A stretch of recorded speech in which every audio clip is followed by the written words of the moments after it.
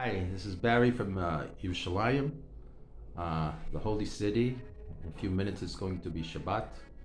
Just wanted to speak a little bit about the Parsha because it's running a little bit late. It starts off in a very severe type way with the destruction of Sodom and Gomorrah, where Abraham argues with Hashem to try to save the people, but they had become so wicked that they abused their guests. And Avraham came into the picture last week in Lech Lecha, how he was supposed to receive guests. And in this parsha, we talk about how guests are abused. So Avraham, in his kindness, still advocated for the people of Sodom. He said if there's 50 righteous, if they're 40, 30, he couldn't find it. So he was given the formula for everybody not to look. Lot's wife, his nephew, looked and turned to a pillar of salt. And if you come to Israel today, you'll see that whole area, the salt mines.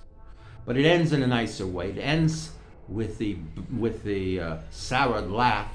She was 90 years old. Avram was 100, and the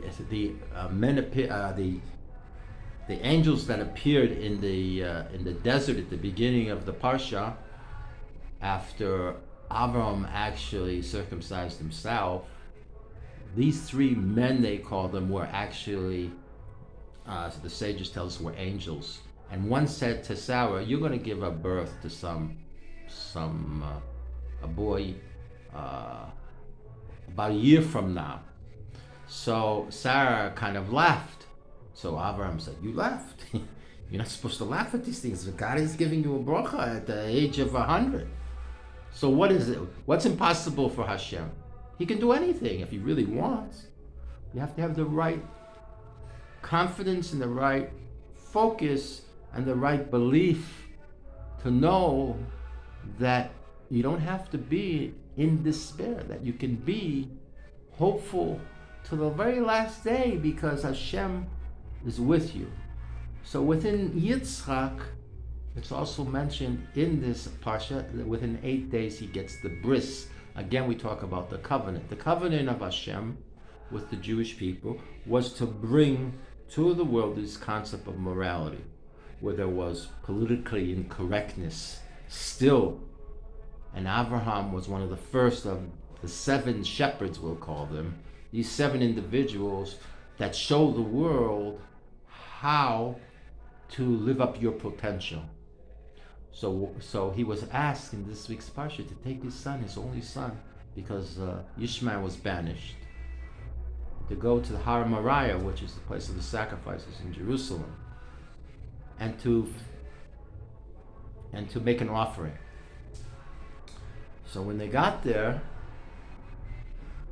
he said to his other sons, he said the other accompanying him, which were Ishmael and Eliezer, his faithful servant. Eliezer was from the time of Noah, as his from that generation, and Ishmael, the Muslim culture came from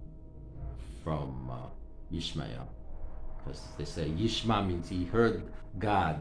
God even blessed Abraham with these other nations as well. So we have this focus now on this development of the DNA, so to speak, of the Jewish people. You have Avram, Isaac, and Jacob to follow, where the 12 tribes come from. So right here is central to this whole idea of brit, of covenant, of connection, of doing what the Torah asks.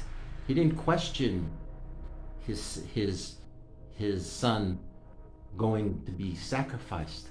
And that's the simplicity of being like tamim, which means wholesome. That's how he served Hashem. And he cut the wood as soon as he heard the commandment, because you might lose track of that concept of what it means to be focused and to fulfill the will of God. So he says to his son Yitzchak, "Do you see the Shechina, the heavenly presence on the mountain?" He says, "Yes." And Yachad they went. He said, "The other two, you stay with the Chamor." Chamor is the word chomer is physical. A chamor is a donkey.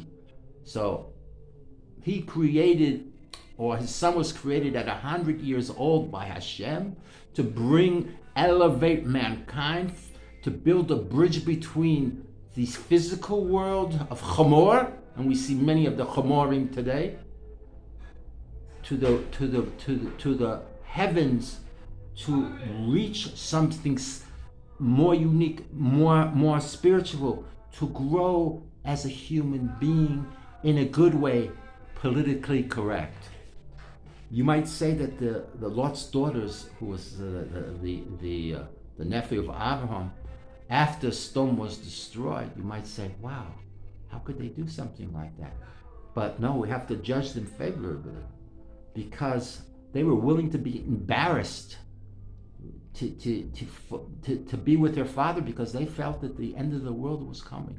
And there's a contemporary story in New York by a great Rav Feinstein. Somebody was saying something negative about the girls. It came to his mind in a dream,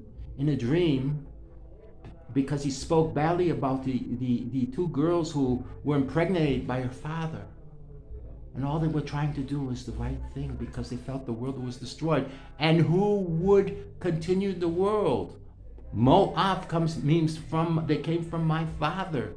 They were incestuous relationships.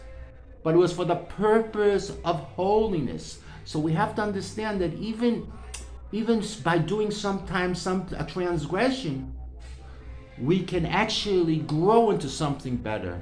And this is known as the Baal Tshuva, the one who returns to Hashem. So we shouldn't place judgment. The judgment is there.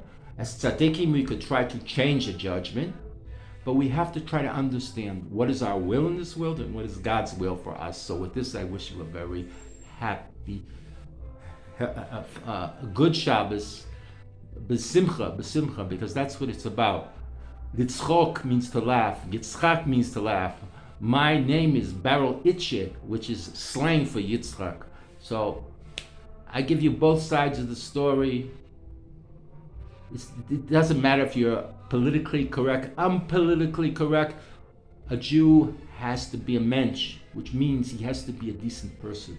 And we all should try to be and find decent people to surround ourselves with, and not to create communities like Sodom and Gomorrah, where the world had to be destroyed.